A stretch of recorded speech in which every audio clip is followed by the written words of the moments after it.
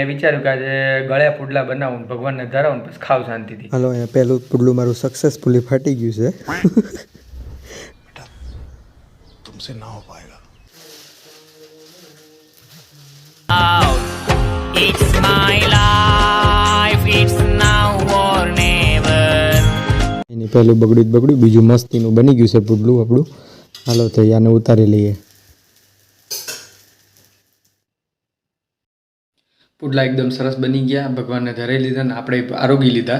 એટલે આવો આખો પ્રસંગ બન્યો. એની ઉપરથી શીખવાનું શું કે ગમે એટલા તમારે જીવનમાં મુશ્કેલીઓ અને પ્રોબ્લેમ આવે પણ તમારે પ્રયત્ન ચાલુ જ રાખવાનો. તમે હંમેશા સારા પ્રયત્ન કરતા રહો ને આપણે આપણી મહેનતનું ફળ સારું રાખવાનું, એનું ફળ મળી જ જાય આપણે.